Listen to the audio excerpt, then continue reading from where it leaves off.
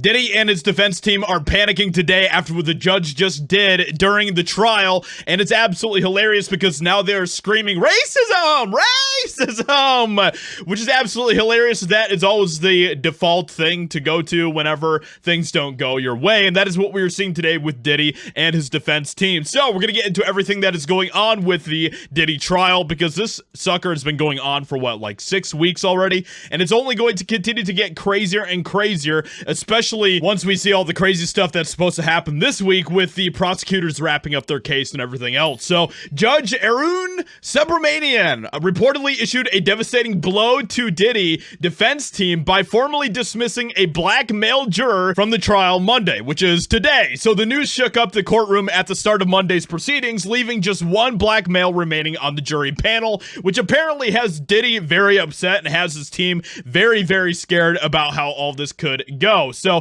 prosecutors moved to dismiss the juror Friday because of an alleged lack of candor in his answers about where he lives before he was selected for the trial. The defense pushed back against the move and issued a court filing over the weekend, arguing the juror was one of only 2 black men on the jury, and that the disgraced music mogul would be severely prejudiced if the juror was removed. That should not be something that you have to worry about when you are in a trial, especially when you are supposed to not have any biases and all of that type of stuff, and that should be part of the process of weeding all of that out. But of course they're going to try to use whatever they can. That's where the defense team is now at with Diddy, where now they're just screaming racism. That's all they got. So the man allegedly said he lives in the Bronx during jury selection, but later said that he had been living in New Jersey some of the time, which would make him ineligible to sit on the jury.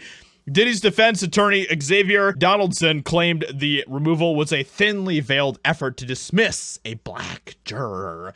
Another lawyer from Diddy's defense team, Alexandra Shapiro, said that the government had a discriminatory motive and argued the prosecution was taking the opportunity to strike yet another black male from the jury. I'm just so tired of this rhetoric, man. This type of nonsense that we continue to see, where all of these individuals apparently continue to see the big bad white supremacist boogeyman around every corner. It's absolutely ridiculous, but this is where we continue to be with these individuals. It's ironic that they are the ones that are, you know, screaming racism when they're the ones that are actually being racist. But the fairness of the trial depends in part on having jurors with backgrounds similar to Mr. Combs share their perspectives on the evidence with other jurors from diverse backgrounds during deliberations, Shapiro wrote in a court filing obtained by the outlet. Removing this particular juror will deprive Diddy of that important perspective. There is no question Mr. Combs would be severely prejudiced if the juror in question was removed. Their pretextual motion to dismiss the juror is just one more attempt